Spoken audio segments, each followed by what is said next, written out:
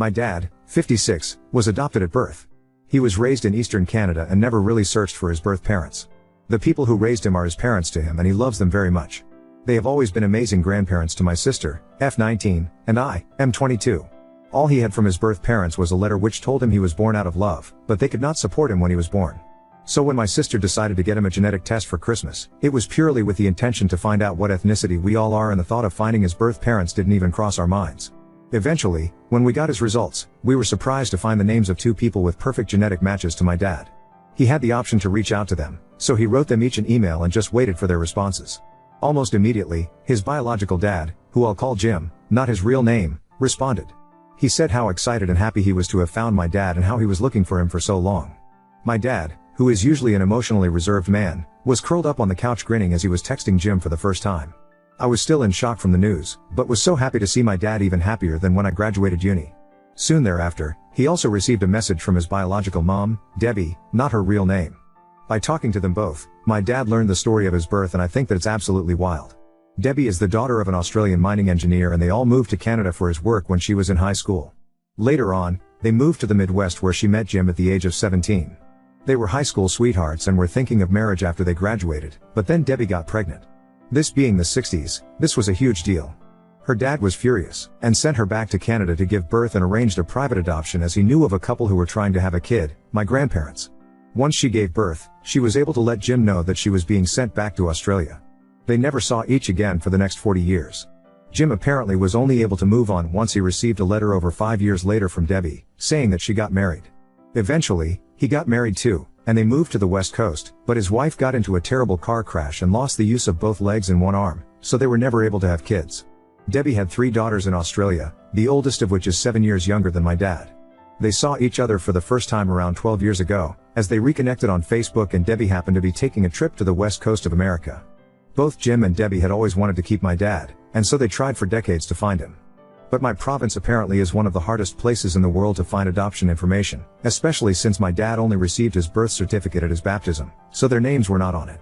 Jim had essentially given up trying to find my dad until genetic tests became popular.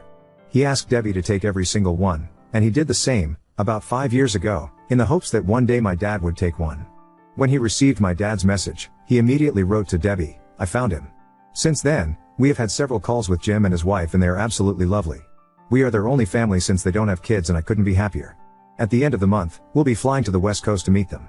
It has been harder to talk to Debbie as Australia is so many hours ahead of us, but she also is so kind and an absolute joy to talk to. I haven't met my 3 new aunts yet, but apparently one lives in London. It's crazy to think that I might have been within a few kilometers of her the few times I visited. I also have 5 new younger cousins. A couple of them are huge fans of Japanese culture, so they're ecstatic to hear that they have half Japanese cousins. My mum is Japanese Canadian, so my sister and I are both half. We hope to visit them one day in Australia, but we might all meet up in Japan next year. I don't know how to end this, I am still processing everything. It's absolutely incredible to have my family grow so much, but also a little overwhelming. I'm so happy for my dad, for Jim, and for Debbie, and I'm so excited to get to know them better. I hope I get to meet my new cousins soon too. I feel so incredibly lucky that this happened, seemingly against all odds. My dad was initially raised Francophone, so it's a miracle that they even speak the same language. Anyways, thank you so much for taking the time to read through this, and my apologies for how long this post ended up being. Update 1. To those who were concerned that we would abandon my grandparents that I grew up with, that is most definitely not the case. They were the people I grew up with, and I absolutely love them to bits, although only my grandmother is still with us. All the incredible times I've had with her growing up are so much more important than blood, and I can't comprehend the stories I read where people forget about their adoptive parents or grandparents when they find their biological ones. I won't recap my previous post here because I'm lazy, haha. So, we just got back from visiting Jim and his wife, who I'll call Mary, not her real name, on the West Coast, and it was one of the best experiences of my life. We spent a week in their city and got to experience so much with them. Our first time meeting them in person was very emotional and felt very surreal. We spent the whole day looking through my dad's and our old photos, basically catching Jim up on everything that he has missed over the past 56 years. We also got to see so many of his and Mary's old photos, too, which was very cool. We went to a park near their house, and on the walk, I heard Jim whisper my son with a massive smile across his face. Throughout the week, we explored their city and saw so many cool sights and tried so much delicious food. Mary knows her city so well, and it was great to see her favorite spots all around the city, from food carts to gardens to museums. We all went to an incredible Japanese-American museum, and Jim and Mary absolutely loved it. They were very keen to learn about the internment during World War II and said that they knew a bit about it before, but now it feels so personal. We went on 2 hikes with Jim. Mary wasn't able to come because she is in a wheelchair. It's so cool to have such an active and outdoorsy grandfather who is able to go on such long hikes. He taught us some foraging tips and told us stories from when he used to camp for years on end. Both he and Mary are very spiritual, so he also told us great stories from meditation retreats they've done. He's even tried psychedelics, so he's definitely the cool grandpa. I won't go into precise details of places we went, but it was great exploring such a cool part of the world with amazing people.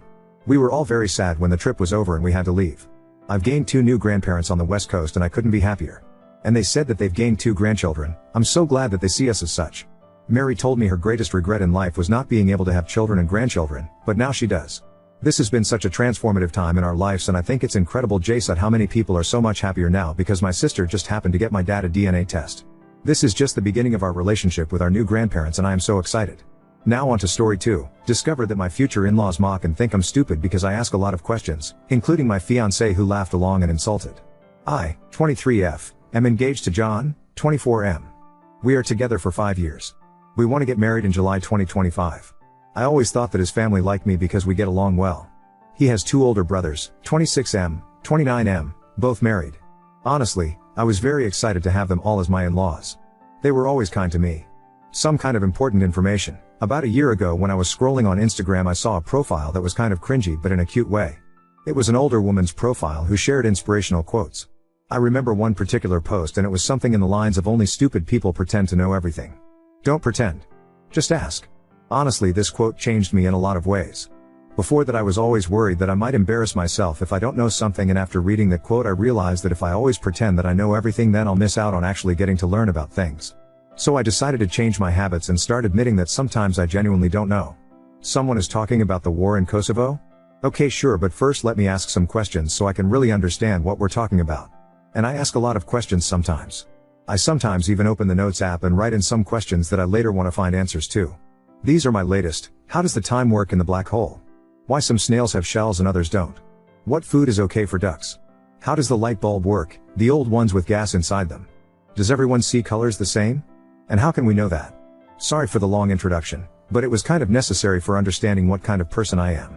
I know that sometimes I might come across as annoying. Now on to the problem. His parents hosted a small barbecue last weekend only for the family. So it was the mom, 54F, dad, 59M, brothers, 26M, 29M, and their wives, 27F, 27F. I was the last person who showed up because I had to work late. I entered the house and when I was walking towards the back of the house into the backyard I heard John's mom talking about me. To be honest, she wasn't talking about me, more like mocking me. I heard her say in a high-pitched voice, "How does the sun work? Where should I put the fork? Why does nobody like me? How do I wipe my ass?" I just stood there. I had this sinking feeling. I couldn't move, so I just stood there. And I heard them all laughing. One of the wives said I actually don't mind her always asking questions. I think it's cute and it made me feel hopeful that they will say something like, "Yeah sure, we're just playing, we love that." But none of them did. Instead the mom replied, "It's not cute. She's just stupid." After that they laughed again. I heard John laughing. My heart kind of broke in that moment because he didn't even say one positive thing. He didn't defend me. He just laughed. I quietly turned around and left the house. I texted John that I got sick and have to stay home. Now I'm wondering how should I approach this situation. We live together and I sleep in the guest bedroom for now, and I use the excuse that I don't want him to get sick from being around me. I can't ignore him forever and I can't pretend to be sick anymore, because it's been too long. I'm not sure how do I proceed. Maybe it was just a misunderstanding. I'm considering talking to them about this, but I'm also worried that they won't be honest with me. I can't marry him if he really thinks I'm stupid. But I also can't marry into a family who thinks so little of me. But maybe it was a joke and I shouldn't take it so seriously. I'm so torn apart and every day I convince myself a bit more that it's okay and sometimes we should all laugh about ourselves. Now I feel like I'm just going crazy. I would really appreciate some advice. Edit. There are many comments saying that they cannot stand people like me. I agree that sometimes I can be a bit too much with the questions, but with that being said I still think I'm within reason. I don't do it around people I just met, I rarely do it at parties or other gatherings. I usually do it with people who are close to me, who I think wouldn't judge me, or with people who specifically have knowledge about something and are willing to share it. If I'm a part of a conversation, I'm not rude and I'm not interrupting. I usually just ask 1 or 2 questions. If a discussion is about the climate change, I'm not asking about monkeys, if you know what I'm saying. I'm also not a complete dumbass. I don't ask questions which generally would be considered dumb to other people. Those I just write in the notes and check answers later in the internet. I'm capable of reading, so I make good use of it. But after all, I still do ask questions a lot. Update 1. First of all, I wanted to say thank you to people who reached out to answer my questions about black holes, snails, ducks, light bulbs and other stuff. I would love to have you as my friends. For the other people who said I should just shut up, I don't really care if you find me annoying or hard to be around. I'm okay with that. I don't exist to please everyone. I'm just here for a good time, have my own interests and learn. I didn't expect my post to gain so much attention, but I'm so grateful for the advice. Most of you told me to break up with him and at the very least confront him, so that's what I decided to do. You gave me a push and confidence to do it. But before I did that, I texted the wife of John's brother, the one who said she liked me asking questions. I asked if we can meet up for coffee. She said sure. We met and I didn't see the point in pretending to her that I didn't hear their conversation. So after some small talk I just said I heard you all talking about me during the barbecue. She immediately got sad and said she feels embarrassed. She explained that it wasn't a joke, wasn't out of context, that it was just mean and hurtful. She's sorry for not defending me more, but I said that it's okay and I understand. I told her that I don't blame her for anything, and just wanted to make sure that I understand the situation and see it for what it really was. And it really was laughing about me behind my back. Just bullying. At this point I just had to confront John. In my last post so many comments were saying that he will probably try gaslighting me. And you were right. We were having dinner together for the first time since the barbecue happened, because before I tried my best to avoid him. Yes, I know, not very mature of me, but other than you guys I don't really have a strong support system. My family and best friends are hundreds of kilometers away. I only have 2 good friends here. I was so stressed I thought I'm going to pass out.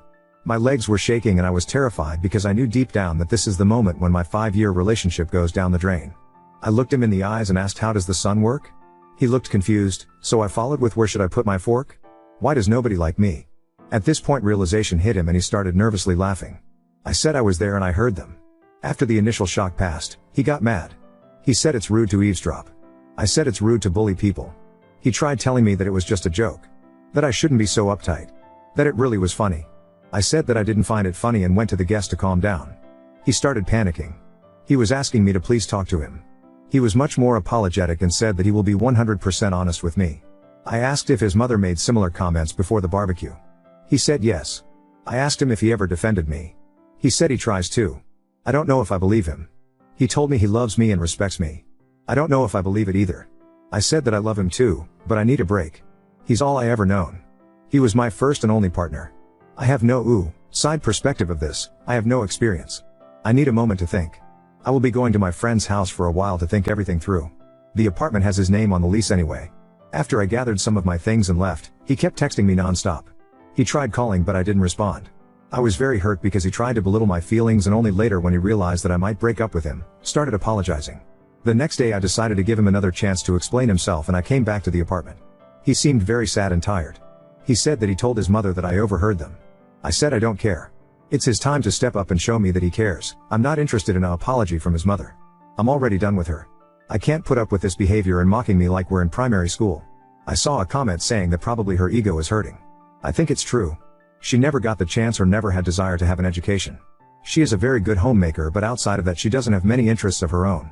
If I'm asking her about making tomato soup, she will be talking for 30 minutes lecturing me about adding enough sugar, but not too much. She will lecture anyone who is willing to listen. But anytime someone is talking about something she's not familiar with, she gets defensive and try to imply that nobody cares about that, and if it's not relevant to her, it shouldn't be discussed. Once again he tried telling me that I should relax because it was only a joke, and at this point I had enough. I took off my ring and told him that his behavior is a joke and I can't be the punchline. I told him that I wish him and his family the best and to look in the mirror to check if they really are as superior as they think they are. I said I'm going to be back with my friends soon to pick up the rest of my stuff and to not contact me again unless it's about moving my things out.